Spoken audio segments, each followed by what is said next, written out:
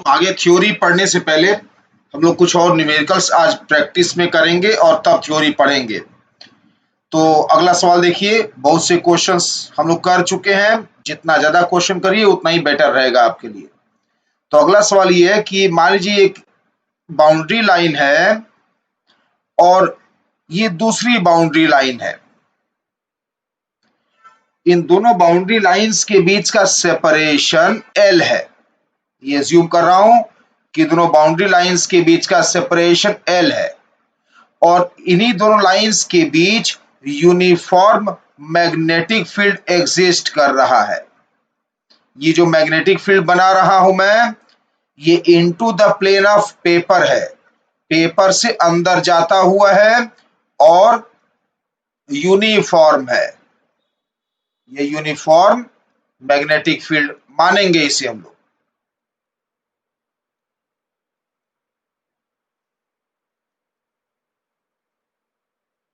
तो यहां पर लिख दे रहा हूं मैं बी यूनिफॉर्म, ये यूनिफॉर्म मैग्नेटिक फील्ड है। अब लेफ्ट वाली बाउंड्री लाइन से एक चार्ज पार्टिकल इसमें इंटर करेगा।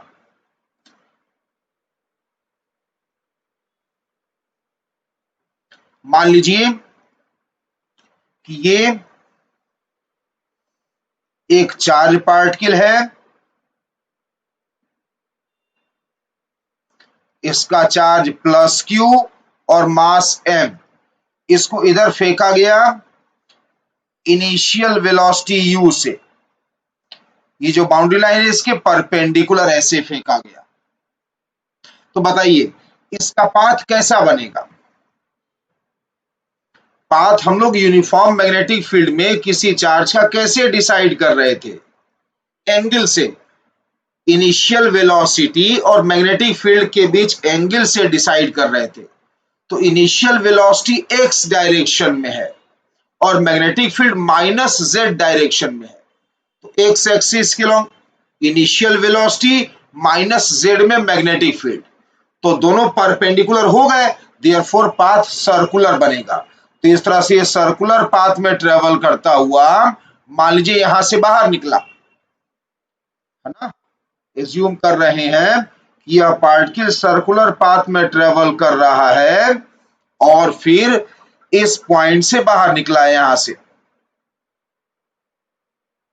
ये प्लस Q चार्ज जिसका मास M था, जब बाहर निकला तब एज्यूम करिए इसका वेलोसिटी v वेक्टर हो गया। तो ये कंडीशन मान रहे हैं।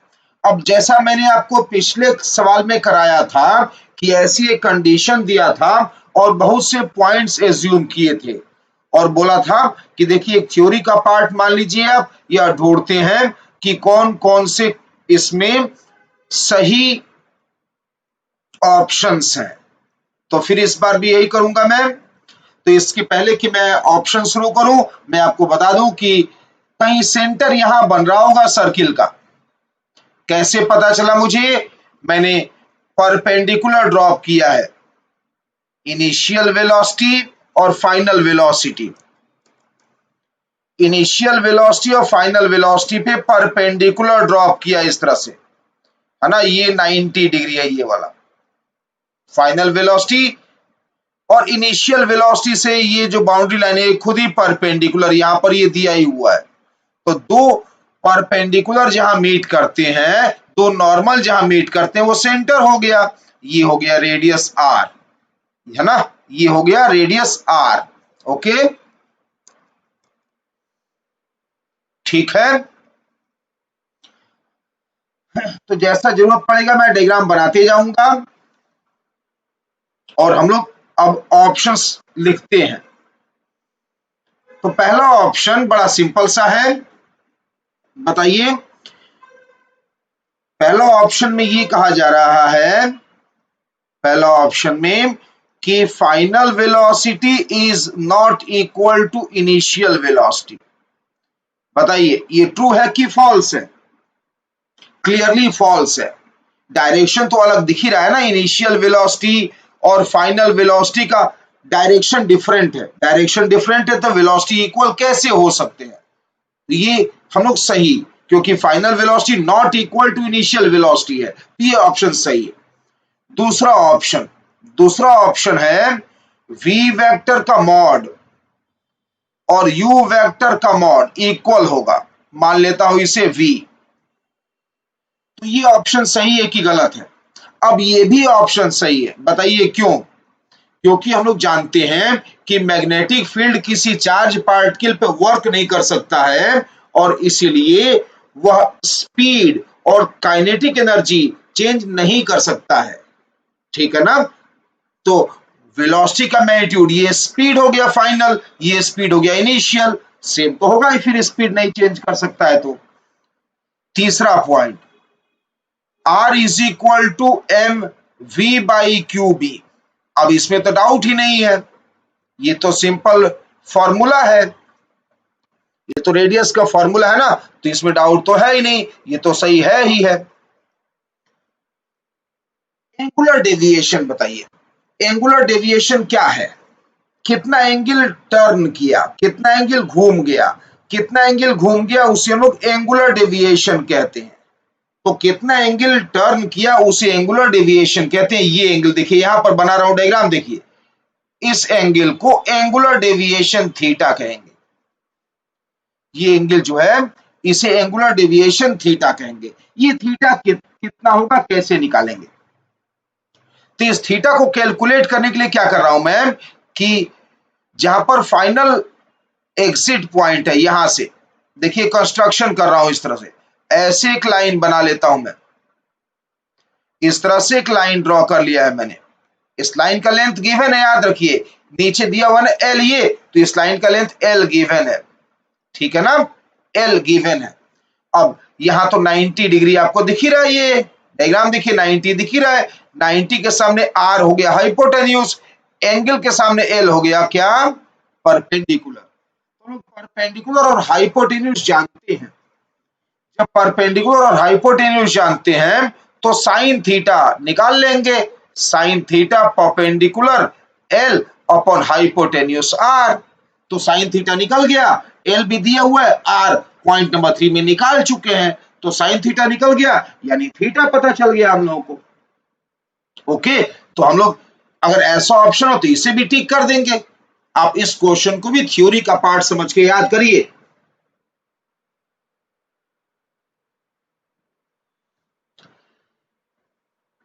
अब ये बताइए पॉइंट नंबर 5, पॉइंट नंबर 5 में हम लोग को डिस्कस करना है कि ये पार्टिकल कितने टाइम बाद बाहर निकला है, या time up to which, time up to which particle remains in magnetic field. कितना देर तक पार्टिकल मैग्नेटिक फील्ड में रहा, या कितने टाइम बाद बाहर निकला, बात तो एक ही है, remain inside magnetic field.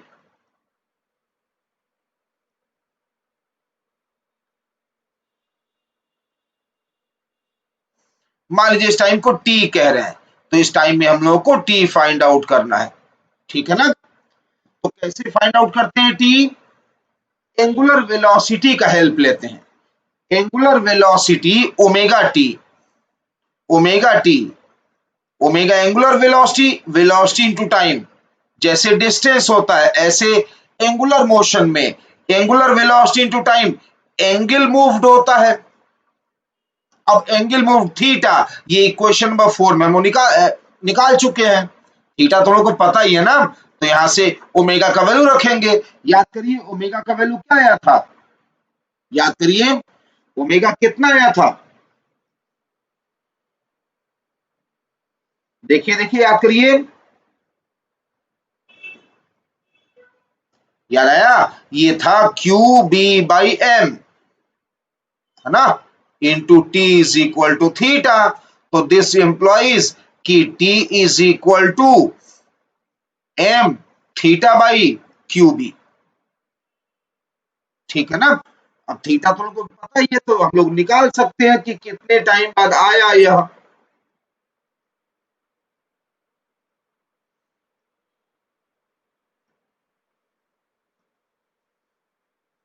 Okay, last point देखिए, पॉइंट नंबर 6 देखिए। पॉइंट नंबर 6 में जिस डायरेक्शन में इनिशियल वेलोसिटी था, एक्स डायरेक्शन में, एक्स डायरेक्शन में कितना डिस्टेंस ट्रेवल किया, यह एल, तो इतना ही टाइम में वाई डायरेक्शन में कितना डिस्टेंस ट्रेवल किया, उसको ट्रांसवर्स डिस्प्लेसमेंट कहेंगे, है ना। जितने टाइम में इनिशियल वेलोसिटी के डायरेक्शन में डिस्टेंस चला एल, उतना ही टाइम में वाई डायरेक्शन में कितना गया, उसे हम लोग ट्रांसवर्स डिस्प्लेसमेंट कहेंगे। इसे हम लोग ट्रांसवर्स डिस्प्लेसमेंट कहेंगे। ये ट्रांसवर्स डिस्प्लेसमेंट वाई, ये निकालना है हम लोग को, वाई कितना होगा, ठीक है ना। वाई पता करना है कितना होगा, निकल जाएगा। यहीं तक वाई है, दोबारा डायग्राम रिक्रिएट किया मैं, पार्टिकल हम लोग यहीं से बाहर निकाले, तो ये वाई है। हाँ तो देखिए, बताइए ओ से लेकर ये पूरा कितना है, ये रेडियस आर है ना। ओके, रेडियस आर है। अब आपको वाई निकालना है, तो रेडियस आर में ये वाला कम कर दीजिए, ये जो डिस्टेंस है इसको कम कर देंगे। ये मान लेता हूं, एक काम करता हूं, चलो इसको स्मॉल एल मान लेता हूं मैं, तो वाई में से स्मॉल एल आर में से स्मॉल एल घटा देंगे तो वाई आ जाएगा नीचे वाला, तो हम लोग आर में से स्मॉल एल घटा देंगे, ठीक। तो निकाल रहा हूं, y is equal to R minus L, R तो आर है, एल कितना होगा बताइए, ट्रिग्नोमेट्री से आर कॉस थीटा, तो देयरफॉर y पता चल गया आपको, y आ गया r 1 माइनस कॉस थीटा, ये आ गया ट्रांसवर्स डिस्प्लेसमेंट, ठीक है ना, ये ट्रांसवर्स डिस्प्लेसमेंट आ गया।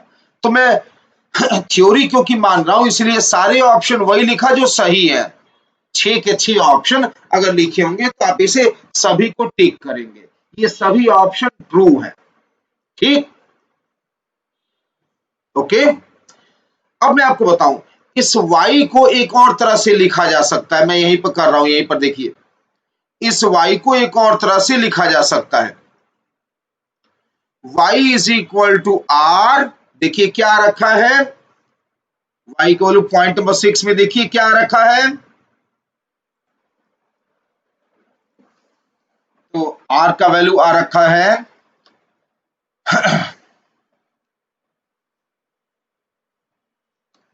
पॉइंट नंबर 6 में r का वैल्यू आ रखा है, y का वैल्यू आ रखा है पॉइंट नंबर 6 में, y आ गया कितना, y का वैल्यू आ रखा ना, इसी को यूज कर रहा हूं। देखिए थोड़ा सा एक अप्रोक्सीमेशन लेके सॉल्व करने की सिखा रहा हूं बात में आपको। 1 माइनस कॉस थीटा लिख रहा है ब्रैकेट में, उसको लिख सकते हैं आप 2 साइन स्क्वायर थीटा बाई 2, ठीक। तो ये आ गया 2r into sine theta by 2 का होल स्क्वायर, ठीक है ना, ये होगा साइन थीटा बाई 2 का होल स्क्वायर लिख सकते हैं। अब मैं मान रहा हूं कि थीटा बहुत छोटा है, अगर थीटा बहुत छोटा है तो आप इसे क्या लिख सकते हैं, 2r into theta square by 4 लिख सकते हैं ना। जब एंगल बहुत छोटा हो तो sine of alpha sine alpha हो जाता है, जब अल्फा बहुत छोटा है तो साइन अल्फा अल्फा हो जाता है। तो अगर आप देखिए थीटा बहुत छोटा है तो sine theta by 2 theta by 2 हो जाएगा, तो ये साइन भूल जाइए, ये साइन जो ब्रैकेट में दिख रहा है भूल जाइए, थीटा बाई 2 का whole square theta square by 4, ठीक है ना। तो क्या आ गया, ये y का वैल्यू, ये y हम लोग निकाल रहे हैं, क्या आ गया y बताइए, 2 से 2 कटा, r थीटा स्क्वायर बाई 2 आ गया। अब क्या करिए कि पॉइंट नंबर 4 देखिए, ये पॉइंट नंबर 4 देखिए, पॉइंट नंबर 4 में हम लोग थीटा बहुत छोटा मान रहे हैं, अगर थीटा बहुत छोटा मान रहे हैं तो LHS साइन थीटा को थीटा लिख सकते हैं आप, तो थीटा L बाई आर है, अगर एंगल बहुत छोटा है, ये बात कर रहे हैं हम लोग, अभी लिखूंगा फाइनल रिजल्ट में, अभी डेरिवेशन कर रहा हूं। थीटा बहुत छोटा है तो LHS sine theta is theta, theta मतलब L बाई आर, तो जो थीटा लिखा है यहां पर उसको L बाई आर लिखूंगा मैं। तो क्या आ जाएगा final answer, R theta R by 2 तो था ही, अब क्या लिख दिया मैं, L square by R square, तो फाइनली क्या आ गया ये L स्क्वायर बाई 2r, ठीक है ना, ठीक है ना, L स्क्वायर बाई 2r आ गया। ओके, तो फाइनली आपको याद क्या करना है, फाइनली आपको ये याद करना है, यहां पर लिख दे रहा हूं मैं, इधर जगह है मेरे पास तो इधर लिख दे रहा हूं, अगले पेज पर नहीं जा रहा हूं, यहीं पर लिख दे रहा हूं, ये लिख दे रहा हूं, if theta is very small, if theta is very small, मान लीजिए एंगल थीटा बहुत छोटा है, ठीक है ना,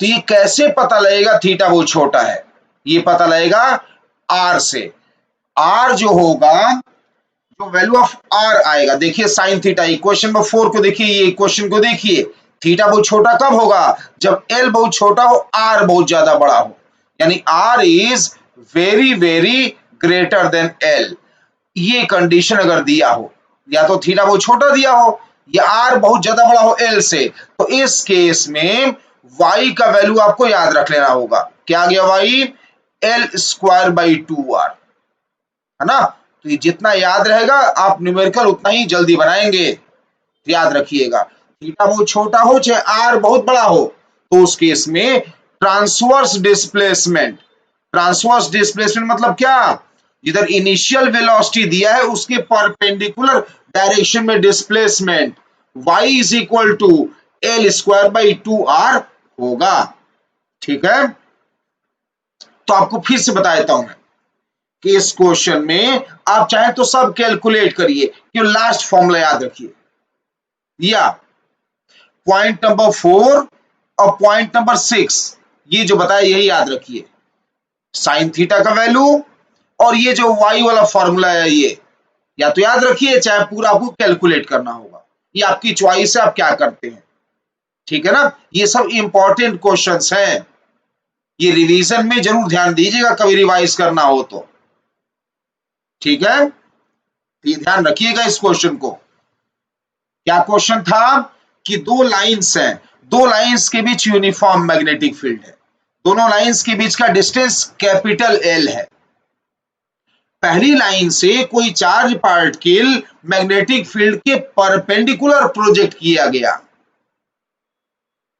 ठीक, तो वह दूसरी लाइन से मैग्नेटिक फील्ड के बाहर निकल जा रहा है, ऐसे में देखिए पॉइंट नंबर 1 2 3 ये बार बार रिवीजन करने की जरूरत ही नहीं है, ये बहुत आसान है, वेलोसिटी का डायरेक्शन बदल गया तो पॉइंट नंबर 1 वेलोसिटी चेंज हो गया, सही था, मैग्नेटिक फील्ड स्पीड बदल नहीं पाता है, पॉइंट नंबर 2 सही हो गया, आर का फॉर्मूला तब तक आपको याद हो गया होगा, तो मेन क्या है, मेन पॉइंट नंबर 4 है, टाइम कैलकुलेट कर लीजिएगा, पॉइंट नंबर 5 याद करने की कोई जरूरत नहीं है, time omega T equal to theta, इससे आप ओमेगा का वैल्यू रख के टी निकाल सकते हैं, तो मेन क्या इसमें जरूरत पड़ेगी, थीटा की, जो पॉइंट नंबर 4 में आ चुका है, तो पॉइंट नंबर 4 है और 6 है, बस यही ध्यान रखिए, ये सब इंपॉर्टेंट क्वेश्चंस हैं, इनको याद रखिएगा, ठीक है ना।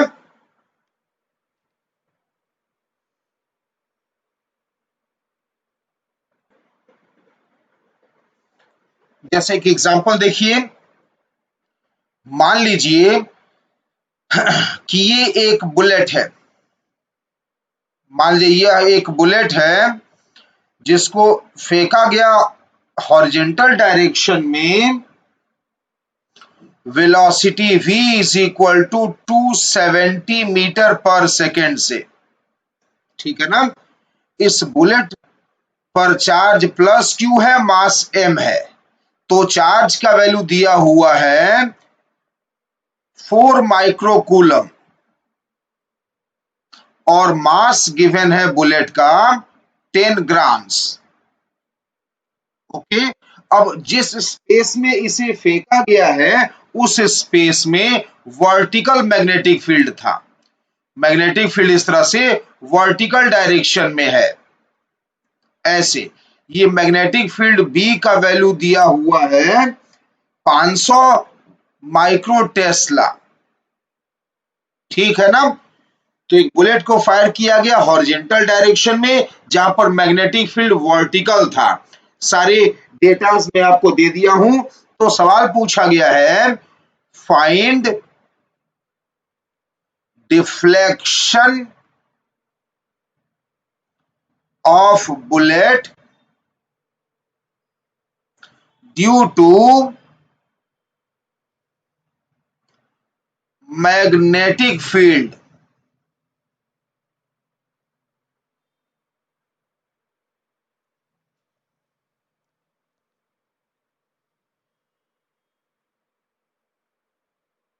Due to magnetic field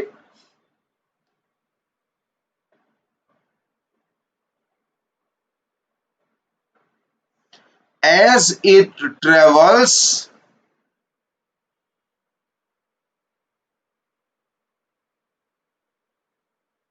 as it travels 100 meters, ठीक है ना, as it travels 100 meters। और गिवन है make appropriate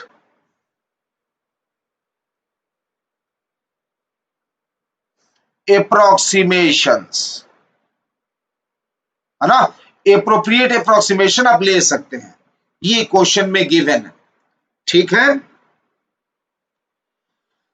तो हम लोग अब देख रहे हैं पिछला सवाल जो हम लोगों ने किया कि वर्टिकल मैग्नेटिक फील्ड के परपेंडिकुलर डायरेक्शन में, मैग्नेटिक फील्ड के परपेंडिकुलर डायरेक्शन में जब किसी चार्ज पार्टिकल को थ्रो किया गया तो मैग्नेटिक फील्ड ने उसे कितना डिफ्लेक्ट करवाया था। y आया था L²/2r, याद है ना, अभी भी लिखा हम लोगों ने y is equal to L²/2r, लेकिन वह कंडीशनल था। कंडीशन था थीटा बहुत छोटा होना चाहिए, एंगुलर डेविएशन थीटा बहुत छोटा होना चाहिए, या फिर r बहुत बड़ा होना चाहिए। तो इससे पहले हम लोग r निकालेंगे सोल्यूशन में। r का फॉर्मूला बोलिए, r होता है mv/qb, यही होता है r। तो r का फॉर्मूला, m का वैल्यू रखिए 10 ग्राम है। 10 ग्राम मतलब कितना केजी, 10⁻⁻², ठीक है ना। वेलोसिटी रखिए 270 जो गिवन है, ठीक है। चार्ज का value 4 microcoulomb, 4 × 10⁻⁻6 into magnetic field कितना दिया है, मैग्नेटिक फील्ड दिया 500 माइक्रो टेस्ला। तो 500 माइक्रो टेस्ला मतलब 5 × 10⁻⁻4, ठीक। सिंप्लीफाई करिए तो इसे देखिए, ये 4 × 5 20 हुआ, तो 270/20, 270/20 मतलब 27/2। अब क्या बच गया, 10 के पावर्स। तो नीचे पावर कितना है, -6 -4 -10 है, ऊपर जाकर क्या बन जाएगा 8। इतना मीटर रेडियस हुआ। अब L कितना दिया है, L दिया है 100 मीटर्स। तो देयरफॉर क्या समझ गए आप, देयरफॉर R बहुत ज्यादा बड़ा हो गया L से, हो गया नहीं हो गया। देयरफॉर मैग्नेटिक फील्ड की वजह से डेविएशन क्या आ गया, L²/2r, ठीक है ना। L²/2r यानी L² मतलब 10 100 × 100 है ना, अपॉन 2r। 2 यहां छोड़िए, r का वैल्यू निकाल चुका हूं मैं, 27/2 10⁸, ठीक। तो देयरफॉर y का वैल्यू आ गया, कैलकुलेट करिए, ये 2 से 2 कट गया, 100/7 27, 100/27 इंटू 10⁻⁻, कितना आएगा 6, -6 मीटर, ये आंसर है। 100/27, 4 से थोड़ा कम आएगा, 3.6 3.7 ऐसे कुछ आ रहा होगा, ठीक है ना। तो इसीलिए बोल रहा हूं कि जो पिछला क्वेश्चन मैंने आपको बताया उसे आप थ्योरी मान के याद रखेंगे तो बढ़िया रहेगा आपके लिए, तो आप क्वेश्चन जल्दी जल्दी करेंगे, ठीक है। जैसे एक और सवाल देखिए नेक्स्ट, अगला सवाल है, क्वेश्चन ज्यादा से ज्यादा करिए, आपके लिए बहुत अच्छा रहेगा, प्रैक्टिस जितना ज्यादा हो उतना ही बढ़िया बात है। एक लाइन है, ये दूसरी लाइन है, इन दोनों लाइंस के बीच का सेपरेशन यह एल है, इन दोनों लाइंस के बीच यूनिफॉर्म मैग्नेटिक फील्ड एग्जिस्ट कर रहा है ऐसे, uniform magnetic field be given है, ठीक है ना, ये यूनिफॉर्म मैग्नेटिक फील्ड है, ओके। अब हुआ ये है कि लेफ्ट साइड से यहां से एक चार्ज पार्टिकल प्लस क्यू जिसका मास m है फेंक दिया गया v वेलोसिटी से, ठीक। तो आपसे पूछा गया है find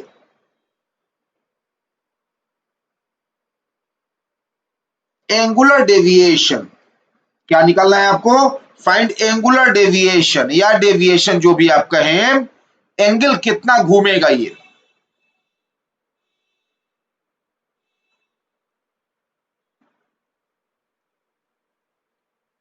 find angular deviation if, condition है इफ, पहला क्वेश्चन है, नहीं एक मिनट, थोड़ा सा और गिवन कंडीशन में इसी को बाद में लिखना पड़ेगा, अभी मान लेता हूं कि find angular deviation when L is slightly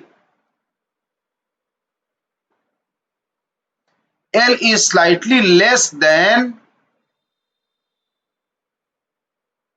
आप देखिए, अब पहला क्वेश्चन दिया है L is slightly less than, पहला सवाल mv/qb, ठीक। दूसरा सवाल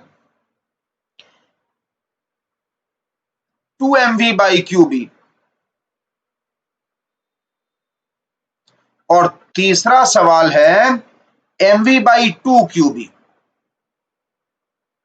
ये 3 क्वेश्चंस हैं। तो ये सवाल देख के आपको याद आ गया होगा, यह तो पिछला सवाल है जो कि मैंने कहा थ्योरी मान के याद करिए। तो सॉल्यूशन में हम लोग क्या थ्योरी लगाएंगे, साइन थीटा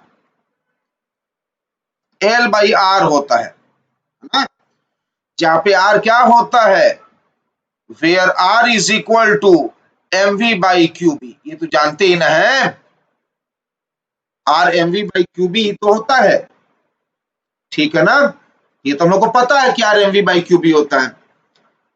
चलिए बताइए, पहला सवाल करते हैं, पहला सवाल साइन थीटा, साइन थीटा क्या हो गया, L divided by mv/qb, r है ना, L का वैल्यू क्या दिया है, ध्यान रखिएगा स्लाइटली लेस देन दिया है, तो थोड़ा छोटा है, कोई बात नहीं, अप्रोक्सीमेशन थोड़ा सा ले लेते हैं, L दिया है mv/qb, पहले सवाल में ही दिया है, और नीचे क्या है r, तो ऊपर भी r हो गया, अरे r ही तो हो क्या, ये देखिए ना r ही तो होता है mv/qb, तो ऊपर भी r है नीचे भी r है, तो ये नियरली 1 आ गया, तो साइन थीटा अगर 1 है तो थीटा कितना हुआ, π/2, डायरेक्ट आंसर आ गया, ठीक है। दूसरा सवाल देखिए, साइन थीटा L/r होता है, L कितना दिया है, L स्लाइटली लेस देन कितना, 2mv/qb, यही ना दिया है,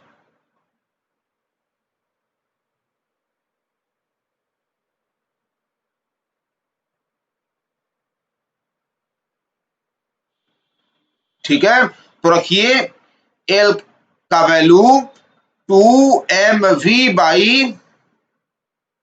क्यू बी और नीचे आर है। बताइए कितना आ गया, यह कितना है बोलिए, 2 आ गया। अरे तो ये क्या हो गया, साइन थीटा तो 2 आ गया, साइन थीटा तो 1 से बड़ा होता ही नहीं है, ये साइन थीटा 2 आ गया। क्या मतलब हुआ इसका, इसका मतलब ये हुआ, डायग्राम देखिए बना दे रहा हूं, क्वेश्चन में जो देखिए डायग्राम बना वही बना दे रहा हूं मैं।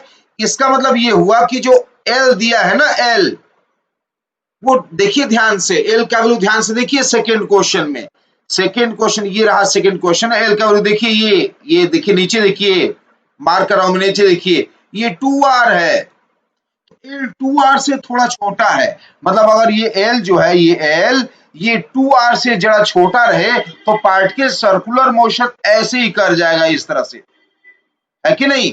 ये सर्किल बनाएगा ना, तो सर्किल बाद कितना आगे जा सकता है, r तक ही जा सकता है। अरे सर्किल बनाएगा तो रेडियस, सर्किल बनाएंगे ना ऐसे आप, तो सर्किल ऐसे ना बनाएंगे इस तरह से, यही ना सर्किल बनाएंगे आप इस तरह से ऐसे। तो अब बताइए अगर एल आर से बड़ा हो जाए तो पार्टिकल बाहर निकल ही नहीं पाएगा राइट साइड से, यही ना मतलब हुआ। हम लोग जो पिछला क्वेश्चन किए थे उसमें पार्टिकल को लेफ्ट साइड से फेंका और राइट साइड से ऐसे चलता, याद है ना, ऐसे चलता हुआ यहां से बाहर निकल गया था, इस तरह से निकला था ना, देखिए डॉटेड लाइन से दिखा रहा हूं, ऐसे बाहर निकल गया था इस तरह से ना। लेकिन इस बार क्योंकि एल बड़ा हो गया आर से, तो ये पार्टिकल राइट से ऐसे बाहर निकल नहीं पाएगा, अंदर अंदर ही घूम जाएगा। जब अंदर अंदर घूम गया तो कितना एंगल हो गया, घूम आइए, कितना डेविएशन, कितना एंगल घूम गया, पाई। याद रखिएगा साइन थीटा जो फॉर्मूला डिराइव किया उसमें साइन थीटा अगर कॉन्ट्राडिक्शन आ जाए, 1 से बड़ा आ जाए, तो समझ लीजिएगा कि पार्टिकल अंदर अंदर ही घूम के वापस चला गया, राइट साइड से बाहर निकला ही नहीं, राइट साइड से बाहर निकला ही नहीं, अंदर अंदर ही घूम के वापस चला गया। और देयरफॉर दिस इंप्लाइज कि थीटा हो गया पाई, है ना, थीटा आ गया पाई। ठीक, मेन यही 2 सवाल थे, तीसरा क्वेश्चन तो आप खुद ही करेंगे, आसान है। थीटा साइन थीटा कितना होता है, एल बाई आर। अब क्या दिया है एल का वैल्यू, एल दिया है mv बाई 2 क्यूबी, है ना, mv बाई 2 क्यूबी, और नीचे आर, तो ऊपर क्या लिखा हुआ है, R by 2, mv by QB R, और आर कट गया, 1 बाई 2 आ गया। ये तो इजी हो गया ना, जब भी साइन थीटा 1 से कम आए तो आसान है, 30 डिग्री पाई बाई 6। अगर आर 1 सॉरी साइन थीटा 1 से कम आ रहा है तब तो टेंशन लेना ही नहीं है, लेकिन साइन थीटा 1 से बड़ा आ जाए, कॉन्ट्राडिक्शन आ जाए, तो समझ लीजिएगा कि जो फिनोमेना हम लोगों ने माना था कि लेफ्ट से पार्टिकल एंटर किया और राइट से बाहर निकल गया, वो फिनोमेना होगा ही नहीं, क्योंकि कॉन्ट्राडिक्शन है। कॉन्ट्राडिक्शन मतलब होता है एजम्पशन रॉन्ग। एजम्पशन क्या लिए थे कि लेफ्ट से पार्टिकल एंटर किया, राइट से बाहर निकला, ये एजम्पशन था, वो रॉन्ग हो गया। पार्टिकल अंदर अंदर घूम के फिर लेफ्ट ही बाहर निकल जाएगा, राइट जाएगा ही नहीं, तो ऐसे में थीटा पाई लिखेंगे आप, ठीक है ना। तो इस तरह से हम लोगों ने बहुत क्वेश्चन किया। अब चलिए आगे थ्योरी पढ़ेंगे। तो अब नेक्स्ट आगे थ्योरी पढ़ते हैं। एक डिवाइस है जिसको हम लोग कहते हैं साइक्लोट्रॉन, है ना, साइक्लोट्रॉन एक डिवाइस है। तो एक ऐसा डिवाइस होता है, लिख दे रहा हूं मैं, it is the device which is used to accelerate charge particles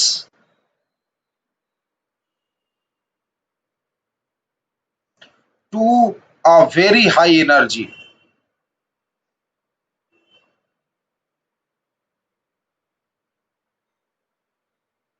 यानी साइक्लोट्रॉन एक ऐसा डिवाइस है जो किसी चार्ज पार्टिकल को हाई एनर्जी तक एक्सेलरेट करने के काम में आता है ना।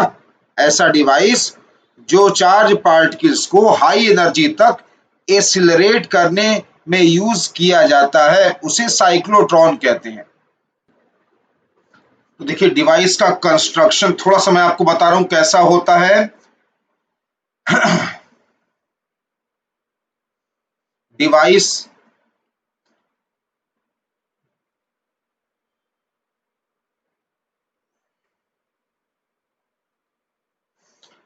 का कंस्ट्रक्शन देखिए कुछ इस तरह से बना सकते हैं आप, मैं बना के दिखा रहा हूं तो आप समझिएगा। ओके,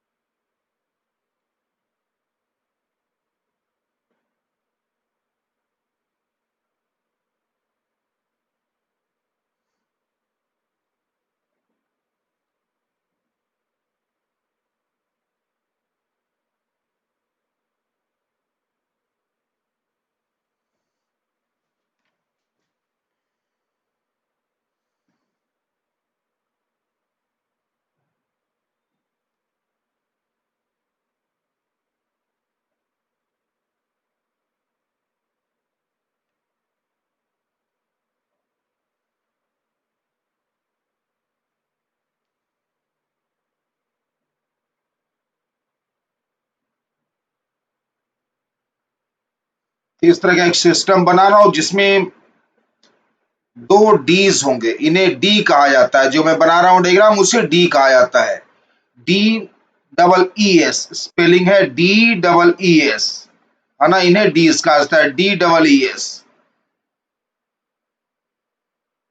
ठीक है ना, इस तरह से दो डीज होते हैं। डीज मतलब आप समझ सकते हैं, जैसे कि आप मान लीजिए पतला सा बहुत पतला सा हॉलो सिलेंडर ले रहे हैं आप, हॉलो सिलेंडर ले रहे हैं जिसका हाइट बहुत छोटा है। पतला बोलने का मतलब हाइट। ऐसा हॉलो सिलेंडर लीजिए जिसकी ऊंचाई बहुत कम है ना, और उसको बीच से कट कर दीजिए, टिफिन बॉक्स बना दीजिए। समझ में आ रहा है बात?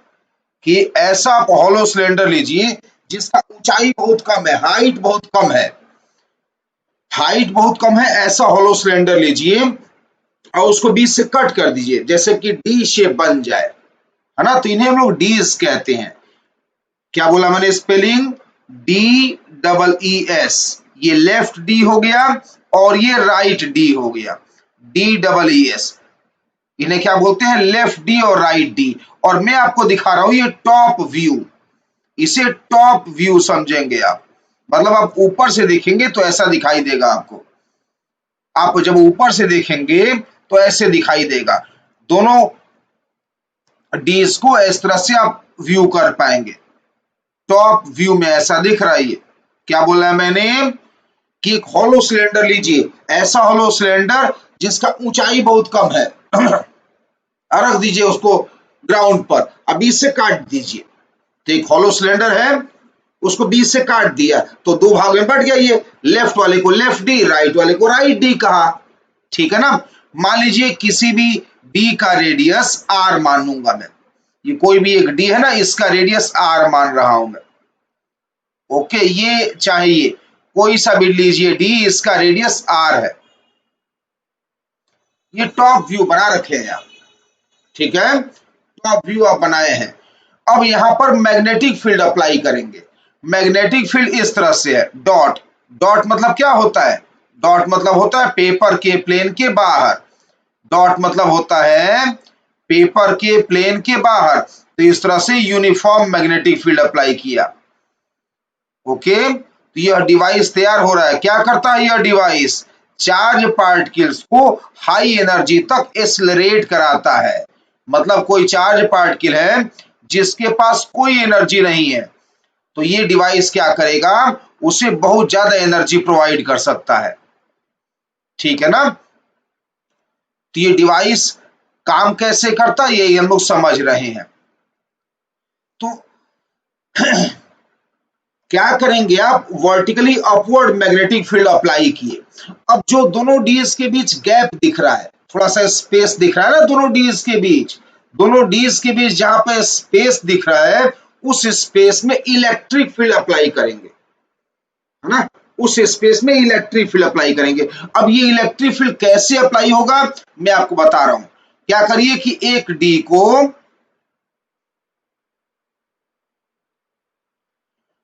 पॉजिटिव बना दीजिए और दूसरे डी को नेगेटिव बना दीजिए, ठीक है ना। तो आप क्या किए, इलेक्ट्रिक फील्ड प्रोड्यूस किए लेफ्ट टू राइट, है ना। इलेक्ट्रिक फील्ड आपने प्रोड्यूस कर दिया left to right, high potential से लो पोटेंशियल। इलेक्ट्रिक फील्ड का ही तो डायरेक्शन होता है, पॉजिटिव से नेगेटिव, ये ना डायरेक्शन होता है इलेक्ट्रिक फील्ड का, है कि नहीं। तो पॉजिटिव से नेगेटिव इलेक्ट्रिक फील्ड, तो आपने लेफ्ट टू राइट जो बीच का ये स्पेस दिख रहा है, दोनों डिस्क के बीच जो गैप दिख रहा है, उसमें आप इलेक्ट्रिक फील्ड बना रहे हैं, ठीक है ना। अभी आप कैसे इलेक्ट्रिक फील्ड बनाए हैं, लेफ्ट टू राइट। अब क्या करेंगे, जिस चार्ज पार्टिकल को एक्सेलरेट कराना है उसे इस गैप के अंदर हम लोग प्लेस करेंगे, है ना। ये चार्ज पार्टिकल है, इस पर चार्ज Q और मास M। जब ये यहां पे आप रखेंगे तो इलेक्ट्रिक फील्ड की वजह से, इलेक्ट्रिक फील्ड की वजह से आगे बढ़ेगा। तो इलेक्ट्रिक फील्ड की वजह से जैसे ही आगे बढ़ेगा यहां, तो मैग्नेटिक फील्ड में पहुंच जाएगा। मैग्नेटिक फील्ड में पहुंचा, समझिए दोनों गैप के बीच इलेक्ट्रिक फील्ड है, तो आपने इलेक्ट्रिक फील्ड में चार्ज पार्टिकल रख दिया तो इलेक्ट्रिक फोर्स लगा, इलेक्ट्रिक फोर्स की वजह से आगे बढ़ा। जैसे आगे बढ़ा तो कहां पहुंचा, मैग्नेटिक फील्ड में। मैग्नेटिक फील्ड में इसको घुमा देगा, मैग्नेटिक फील्ड इसे घुमा देगा। ये किधर जा रहा है अभी, हॉरिजॉन्टल। अब मैग्नेटिक फील्ड किधर है, जेड डायरेक्शन में। तो मैग्नेटिक फील्ड और वेलोसिटी हो गया perpendicular. Magnetic field Z axis के लॉन्ग है और इसका वेलोसिटी आप किधर बना रखे हैं, एक्स एक्सिस के लॉन्ग। तो वेलोसिटी और मैग्नेटिक फील्ड परपेंडिकुलर हो गया, मैग्नेटिक फील्ड सर्कुलर पाथ में घुमा देगा। तो मैग्नेटिक फील्ड इसे ऐसे घुमा दिया सर्कुलर पाथ में, ठीक है ना। मैग्नेटिक फील्ड इसे सर्कुलर पाथ में घुमा दिया। अब क्या हम लोग करेंगे कि जैसे ही ये मैग्नेटिक फील्ड से सर्कुलर पाथ में घुमा दिया है ऐसे, तो अब ये क्या हो रहा है, अब ये राइट डी से लेफ्ट में आने की कोशिश कर रहा है। तो जैसे ही ये राइट डी से लेफ्ट आने की कोशिश करेगा, तुरंत आप पोलैरिटी चेंज कर देंगे, इलेक्ट्रिक फील्ड का डायरेक्शन बदल देंगे। अब इलेक्ट्रिक फील्ड लेफ्ट साइड कर दिए आप, जब इलेक्ट्रिक फील्ड लेफ्ट साइड कर दिए तो फिर इलेक्ट्रिक फील्ड लेफ्ट हो गया। इलेक्ट्रिक फील्ड लेफ्ट हो गया तो फिर इससे और एनर्जी मिल गई। अरे इलेक्ट्रिक फील्ड लेफ्ट हो गया तो इलेक्ट्रिक फील्ड फोर्स लगा के इसको और एक्सेलरेट करा दिया ना, इलेक्ट्रिक फील्ड की वजह से एक्सेलरेट हो गया, क्योंकि इलेक्ट्रिक फील्ड आप लेफ्ट कर दिए और लेफ्ट ही जा रहा है। तो जब इसकी वेलोसिटी बढ़ गई एक्सेलरेशन की वजह से, याद है ना formula, R is equal to mv by QB। Radius बढ़ गया, अब ये बड़े पाथ में घूम जाएगा, है ना। अब ये बड़े पाथ में घूम जाएगा, अब ये बड़े रेडियस के पाथ में इस तरह से घूम गया। अब ये फिर क्या कर रहा है, अब ये फिर लेफ्ट डी से राइट डी जाने वाला है। जैसे ही लेफ्ट डी से राइट डी जाए, नीचे देखिए डायग्राम में, पेज पर नीचे देखिए, जैसे ये डी पार कर रहा है, लेफ्ट से राइट डी की ओर जा रहा है। अब आप क्या करिए, इलेक्ट्रिक फील्ड का फिर डायरेक्शन बदल दीजिए। तो इलेक्ट्रिक फील्ड का फिर डायरेक्शन बदलेंगे। अब इलेक्ट्रिक फील्ड आप राइट कर दिए और जा किधर रहा था, ये राइट, तो राइट ही जा रहा है और राइट ही इलेक्ट्रिक फील्ड है। देयरफॉर फिर इलेक्ट्रिक फील्ड फोर्स लगाकर इसे एक्सेलरेट करके इसका स्पीड बढ़ा देगा। इसका स्पीड बढ़ जाएगा तो और बड़े रेडियस में ये सर्किल बनाएगा, है ना। और ऐसे ही बार बार करते जाएंगे हम लोग, बार बार ऐसे हम लोग करते जाएंगे इसको, ठीक। तो बीच में जो इलेक्ट्रिक फील्ड लगाए हैं वो एनर्जी दे रहा है और मैग्नेटिक फील्ड घुमाते जा रहा है। तो इलेक्ट्रिक फील्ड एनर्जी दे रहा है और मैग्नेटिक फील्ड घुमाते जा रहा है। ऐसे ही ये चलता रहेगा, ये सब चीजें ऐसे ही चलती रहेंगी। कब तक, जब तक कि जो सर्किल बन रहा है चार्ज पार्टिकल का, इसका रेडियस, जो सर्किल बन रहा है इसका रेडियस डी के रेडियस के बराबर न हो जाए, है ना। जब तक सर्किल का रेडियस डी के रेडियस के बराबर न हो जाए तब तक ये सब चलता रहेगा अंदर अंदर ही। चार्ज पार्टिकल को इलेक्ट्रिक फील्ड घुमाता रहेगा, चार्ज पार्टिकल को इलेक्ट्रिक फील्ड घुमाता रहेगा, और इस तरह से जब इसका रेडियस बराबर हो गया डी के रेडियस के, तो ये यहां से बाहर निकल आता है। यहाँ पे होल होगा, अब वो मैकेनिकल कंस्ट्रक्शन है, होल होगा वहां पर, वो सब हम लोग पूरा कंस्ट्रक्शन हूबहू डायग्राम में नहीं बना के दिखा रहा हूं, वेस्टेज ऑफ टाइम है, समझ लीजिए। 3D डायग्राम है, 2D में दिखा रहा हूं मैं आपको। यहाँ पे एक होल रहा होगा और जब इसका रेडियस, सर्किल का रेडियस डी के बराबर हुआ तो ये प्लस क्यू चार्ज जिसका मास सेम था बाहर निकल आया। मान लीजिए जब निकला बाहर तो इसकी काइनेटिक एनर्जी के है,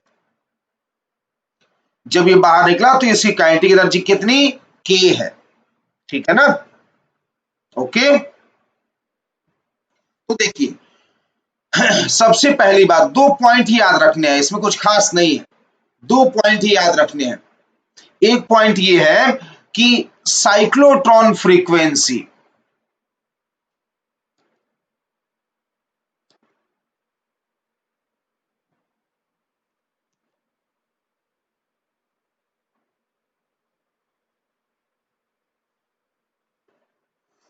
साइक्लोट्रॉन फ्रीक्वेंसी, ये फ्रीक्वेंसी वही होगी जो आप पढ़े थे सर्कुलर पाथ में, ये उतना ही फ्रीक्वेंसी आता है जितना आप सर्कुलर पाथ में पढ़ चुके हैं। तो क्या आया था सर्कुलर पाथ में फ्रीक्वेंसी, टाइम पीरियड का फॉर्मूला याद है ना, टाइम पीरियड क्या आया था, 2πm/qb आया था ना, 2πm/qb, तो उसका उल्टा कर दीजिए 2πm/qb, तो इसका आएगा क्या, qb डिवाइडेड बाई 2πm, ये हो गया cyclotron frequency, qb divided by 2πm। तो ये याद रखना बड़ा आसान है, क्यों, ये वही वैल्यू है जो सर्किल में जब पार्टिकल ट्रेवल करता है तो वहां फ्रीक्वेंसी होती है। Charge particle uniform magnetic field में जब सर्कुलर पाथ बनाता है, उस समय सर्कुलर पाथ में जो फ्रीक्वेंसी और टाइम पीरियड था वही सेम है, तो कोई दिक्कत ही नहीं है साइक्लोट्रॉन फ्रीक्वेंसी में। दूसरी बात, ये जो काइनेटिक एनर्जी है वो कितना होगा, के निकालेंगे हम लोग, जितने काइनेटिक एनर्जी से ये बाहर निकल के आ रहा है वो काइनेटिक एनर्जी फाइंड आउट करेंगे, ठीक है ना। तो काइनेटिक एनर्जी के सिंपल है यह, अभी आर का फॉर्मूला बोलिए, रेडियस का फॉर्मूला बोलिए, M V by Q B होता है, तो यहां से वी कितना आ गया बताइए, या मोमेंटम कितना आ गया बताइए, मोमेंटम कितना आ गया, एम वी का वैल्यू कितना आ गया, Q into B into R आ गया, अरे क्यू बी को एलएचएस भेज दो। अब काइनेटिक एनर्जी का फॉर्मूला क्या होता है बोलिए, होता है ना p²/2m, p जहां मोमेंटम है, होता नहीं होता है p²/2m, तो p²/2m लिख दिया मैं, q², b² r², ये हो गया ना p², p मतलब mv, mv ऊपर लिखा है ना mv का वैल्यू कितना है, mv qbr, तो mv का स्क्वायर मतलब q² b² r²,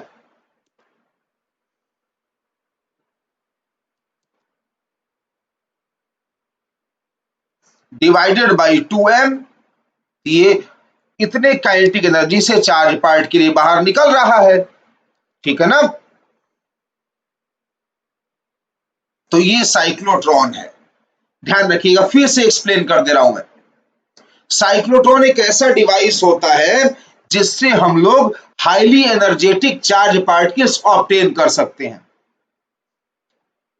इसका कंस्ट्रक्शन बड़ा सिंपल है, एक सिलेंडर लीजिए, हॉलो सिलेंडर लीजिए, ऐसा हॉलो सिलेंडर जिसका हाइट बहुत कम हो, है ना, छोटा सा हाइट हो, बहुत छोटा हाइट हो, उसको बीच से काट दीजिए, है ना, बीच से काट दीजिए, तो लेफ्ट हाफ और राइट हाफ, लेफ्ट हाफ को लेफ्ट डी कहेंगे, राइट हाफ को राइट डी कहेंगे, दोनों के बीच जरा सा सेपरेशन कर दीजिए, तो ये टॉप व्यू डायग्राम में आपको दिख जाएगा। अब क्या करेंगे आप कि दोनों के बीच जो छोटा सा गैप बनाए थे आप, उसी गैप में चार्ज पार्टिकल रख देंगे, और दोनों के बीच जो गैप था चार्ज पार्टिकल रखने के बाद वहां इलेक्ट्रिक फील्ड अप्लाई करेंगे। कैसे, सिंपल है, एक डी को हाई पोटेंशियल पे कर देंगे, एक डी को लो पोटेंशियल पे कर देंगे, तो इलेक्ट्रिक फील्ड इसको फोर्स लगाकर वेलोसिटी बढ़ाएगा इसका, तो इलेक्ट्रिक फील्ड इसको फोर्स लगा के इसका वेलोसिटी बढ़ाएगा और इस बीच मैग्नेटिक फील्ड इसे घुमाता रहेगा, तो इलेक्ट्रिक फील्ड वेलोसिटी बढ़ाता रहेगा, मैग्नेटिक फील्ड घुमाता रहेगा, तो घूमते घूमते जाएगा और इसका स्पीड बढ़ते जाएगा, स्पीड बढ़ेगा तो रेडियस ऑफ पाथ बढ़ेगा, क्यों, रेडियस होता है mv/qb, v बढ़ेगा तो रेडियस बढ़ेगा, रेडियस बढ़ते बढ़ते जब इतना रेडियस हो जाए कि रेडियस d के बराबर वैल्यू अटेन कर ले, तो एक होल होगा जहां से वो बाहर निकल आएगा, ठीक है ना। तो ये इसका मैकेनिज्म है, दो ही पॉइंट याद रखने हैं आपको। साइक्लोट्रॉन फ्रीक्वेंसी मतलब क्या हुआ, वही फ्रीक्वेंसी जो सर्कुलर मोशन में होता था। के का वैल्यू काइनेटिक एनर्जी जिससे बाहर निकल रहा है, कितना इजी कैलकुलेशन है। आर का वैल्यू mv/qb है, वहां से मोमेंटम mv निकाल लीजिए। एक बार मोमेंटम आ गया, काइनेटिक एनर्जी का फॉर्मूला लगाइए, p²/2m, है कि नहीं। तो यह साइक्लोट्रॉन इस तरह से वर्क करता है। दो ही फॉर्मूला है, मैं तो कहूंगा एक ही फॉर्मूला है। क्यों? एक फॉर्मूला सर्कुलर मोशन वाला, जब यूनिफॉर्म मैग्नेटिक फील्ड में पार्टिकल सर्कुलर पाथ में ट्रेवल करे तब तो इजी ना है। फ्रीक्वेंसी, टाइम पीरियड, ओमेगा सब ऑलरेडी याद है, तो फॉर्मूला नंबर वक्त याद करना ही नहीं है। टू का सिंपल सा डेरिवेशन है 2 लाइन का। तो इस तरह से यह डिवाइस वर्क करता है, ठीक है ना। नेक्स्ट पढ़ते हैं। नेक्स्ट है hall effect. Hall effect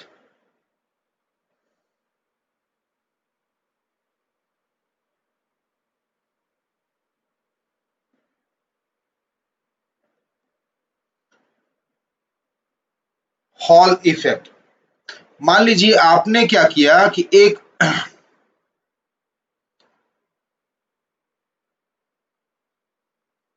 keyboard लिया आपने, आप एक कीबोर्ड ले रहे हैं, मान लीजिए आपने एक कीबोर्ड लिया। देखिए कीबोर्ड बनाने की कोशिश कर रहा हूं मैं।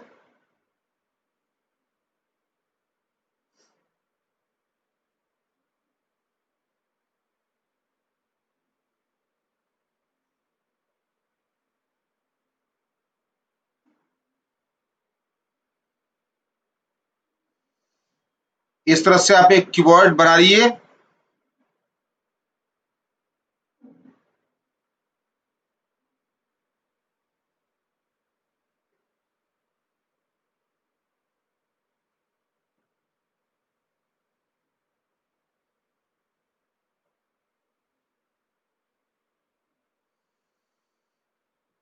पूरा कर रहा हूं कीबोर्ड में। तो आप मान लीजिए इस तरह से एक कीबोर्ड बनाए। ये सॉलिड कीबोर्ड है, हॉलो नहीं मानेंगे इसे आप, इसे आप सॉलिड कीबोर्ड मानेंगे। और इस कीबोर्ड में करंट फ्लो होगा, ठीक है ना। इस कीबोर्ड में हम लोग करंट फ्लो कराएंगे आई।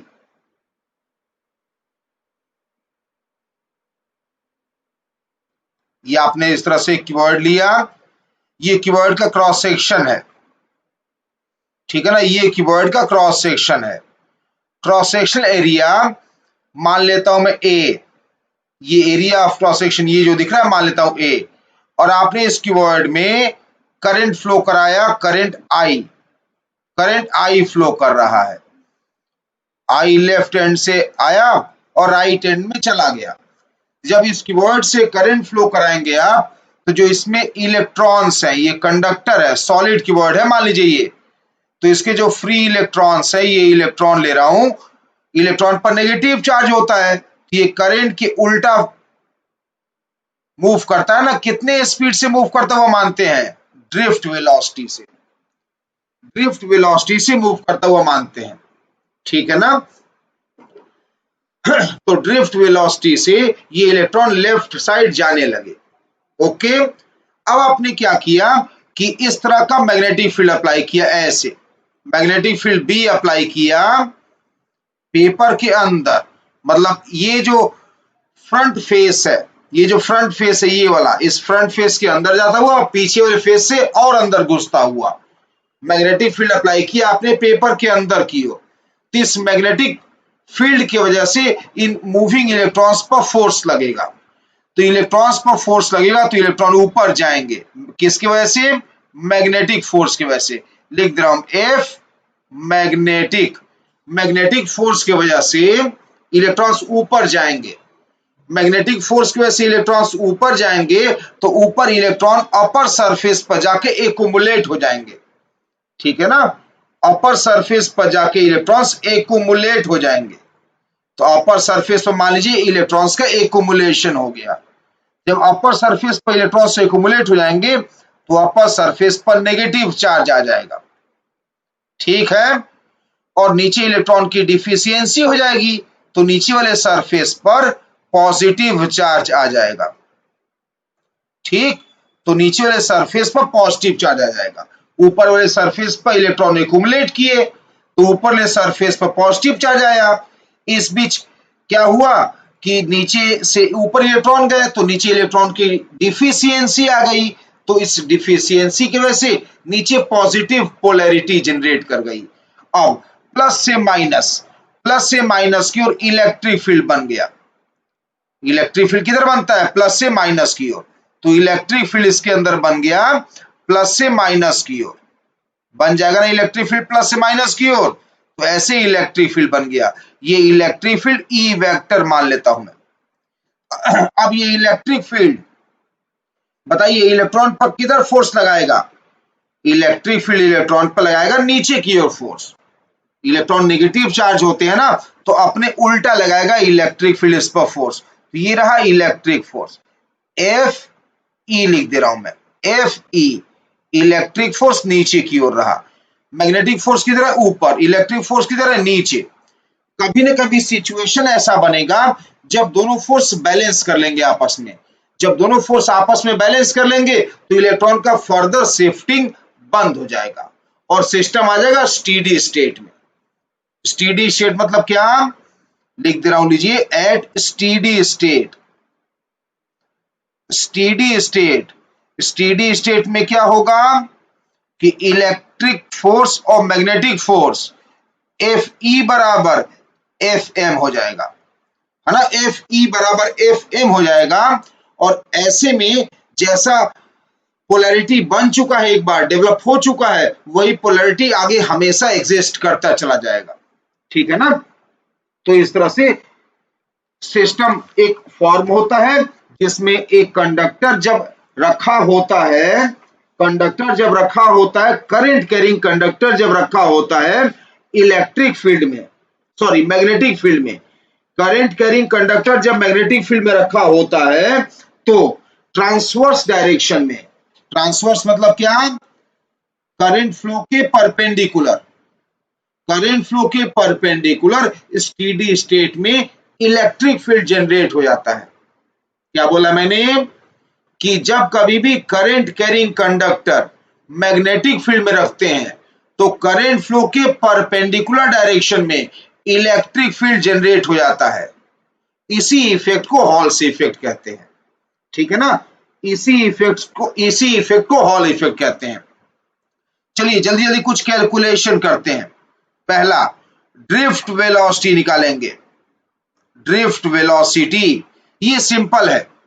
कैसे?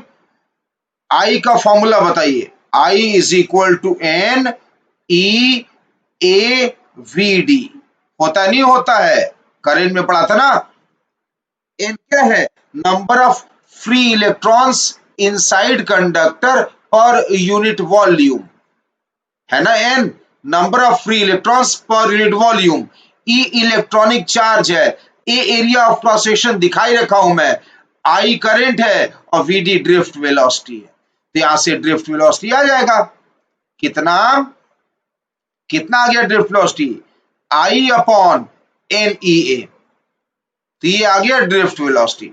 अब ड्रिफ्ट वेलोसिटी कोई न्यूमेरिकल नहीं रहा इस टॉपिक में, इसकी आवश्यकता पड़ेगी आगे डेरिवेशन में, इसकी आवश्यकता पड़ेगी, इसीलिए हम लोग निकाले हैं इसको। ठीक है ना? ओके, कैसे आवश्यकता पड़ेगी देखिए। मान लीजिए अब बी पार्ट में आप मैग्नेटिक फोर्स निकालें, एफ मैग्नेटिक, तो क्या फॉर्मूला होता है? Q we B. क्यू कितना है इलेक्ट्रॉन पर? ई। वेलोसिटी कितना है इसका? V D. और मैग्नेटिक फील्ड बी दिया हुआ है, इसीलिए वी डी निकाला है। तो कितना आ गया मैग्नेटिक फोर्स? जो वी डी निकाले हैं सब्स्टिट्यूट करिए, तो क्या आ गया? ये E I B divided by N E A. ठीक है ना? वीडी का व्यू रख दिया मैंने। देखिए ई और बी तो था ही, तो ई और बी तो है ही, आई अपॉन एन ई ए ये रखा वीडी के जगह। तो क्या आ गया? Magnetic force. Magnetic force E और ई कट गया, क्या आ गया? I B divided by N A. हो गया ना? ठीक है, तो हम लोग क्या निकाल लिए? Magnetic force. ठीक है ना? अब हम लोग अगले पार्ट में इलेक्ट्रिक फील्ड निकालेंगे। इलेक्ट्रिक फील्ड कितना जनरेट हो गया? सी इलेक्ट्रिक फील्ड ये ट्रांसवर्स डायरेक्शन में, मतलब करंट फ्लो के परपेंडिकुलर डायरेक्शन में इलेक्ट्रिक फील्ड ई निकालेंगे हम लोग इसमें। कैसे? स्टेडी स्टेट में क्या हो गया है? इलेक्ट्रिक फोर्स और मैग्नेटिक फोर्स बराबर। इलेक्ट्रिक फोर्स क्या होता है? Charge into electric field. और मैग्नेटिक फोर्स कितना निकाल रखे हैं आप? आई बी अपॉन एन ए। हो गया ना? तो दिस इंप्लॉइज इलेक्ट्रिक फील्ड कितना आ गया? इलेक्ट्रिक फील्ड आ गया I B divided by N A E. ये आ गया इलेक्ट्रिक फील्ड। हो गया ना? इलेक्ट्रिक फील्ड पता चल गया आपको। ठीक, अब मेन मुद्दा हम लोग का था पोटेंशियल डिफरेंस निकालना। नीचे वाले साइड पर देखिए, डायग्राम देखिए, नीचे वाले साइड पर जो हाई पोटेंशियल बन गया है और ऊपरले साइड पर जो लो पोटेंशियल बन गया है, इनके बीच पोटेंशियल डिफरेंस निकालना। लोअर फेस और अपर फेस के बीच पोटेंशियल डिफरेंस निकालना। उसके लिए क्या करना है कि इन दोनों साइड्स के बीच का दूरी, यानी इसका ऊंचाई d मान लेते हैं, ऊंचाई इसका d मान लेते हैं। तो potential difference, potential difference, potential difference मैं एज्यूम कर लेता हूं v। पोटेंशियल डिफरेंस v ये निकालना है। पोटेंशियल डिफरेंस का फॉर्मूला लगाइए, सिंपल है। पोटेंशियल डिफरेंस आ गया इलेक्ट्रिक फील्ड इनटू डिस्टेंस। तो इलेक्ट्रिक फील्ड निकाल चुके हैं, उसमें डिस्टेंस से मल्टीप्लाई कर दीजिए। तो I B D divided by N A E, ये आ गया फॉर्मूला पोटेंशियल डिफरेंस का। ठीक है ना? ये फॉर्मूला बन गया पोटेंशियल डिफरेंस का। तो हॉल इफेक्ट क्या रहा? चलिए जल्दी जल्दी आपको फिर से रिवाइज कराता हूं मैं। हॉल से इफेक्ट क्या रहा? चाहे तो आप वीडियो में सुन के, वीडियो में सुन के जो मैं बोल रहा हूं आप नोट्स में लिख सकते हैं कॉपी में अपने। हॉल इफेक्ट का मतलब होता है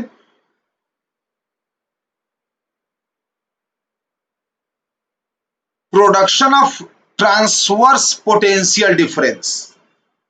Production of transverse potential difference when a current carrying conductor is placed in magnetic field is Hall effect. Production of transverse potential difference when a current carrying conductor is placed in magnetic field is Hall effect. Transverse means direction perpendicular to the current is called transverse. तो diagram में देखिए, current left to right horizontal जा रहा है और electric field produce हो रहा है वर्टिकल, बॉटम वाले फेज से टॉप वाले फेज तक इलेक्ट्रिक फील्ड वर्टिकल प्रोड्यूस हो रहा है। इसी इफेक्ट को हॉल इफेक्ट कहते हैं। पहला डेरिवेशन VD, इसमें तो कुछ करना ही नहीं है। I is equal to NEA VD, VD निकल गया direct. Magnetic force B option में, मैग्नेटिक फोर्स इसमें भी कुछ नहीं, डायरेक्ट फॉर्मूला QVB लगा दिया है। Q चार्ज होता है इलेक्ट्रॉन का, E लिख दिया। V वेलोसिटी होता है, जो VD लिख दिया, B दिया हुआ है। बस VD का वैल्यू A पार्ट में निकाल रखे हैं, सब्स्टिट्यूट किया, आ गया magnetic force. Electric field, C में इलेक्ट्रिक फील्ड निकाला है, ट्रांसवर्स डायरेक्शन में जो इलेक्ट्रिक फील्ड बना वो निकाला है। कैसे निकाला है? स्टेडी स्टेट देखकर। स्टेडी स्टेट मतलब क्या होता है? वह स्टेट जब इलेक्ट्रिक फोर्स और मैग्नेटिक फोर्स इलेक्ट्रॉन्स पर इक्वल हो जाए। तो वही अप्लाई किया, इलेक्ट्रिक फोर्स Fe बराबर magnetic force Fm। Electric force क्या होता है? Charge into electric field. Charge मतलब इलेक्ट्रॉन का E और electric field capital E. Fm निकाल चुके हैं मैग्नेटिक फोर्स ऊपर, यहां से इलेक्ट्रिक फील्ड आ गया। एक बार जब इलेक्ट्रिक फील्ड आ गया तो last point potential difference V बराबर E इंटू डी कर देंगे, इलेक्ट्रिक फील्ड इंटू सेपरेशन, तो वहां से पोटेंशियल डिफरेंस आ गया। इस तरह से यह हॉल्स इफेक्ट है, ठीक है ना।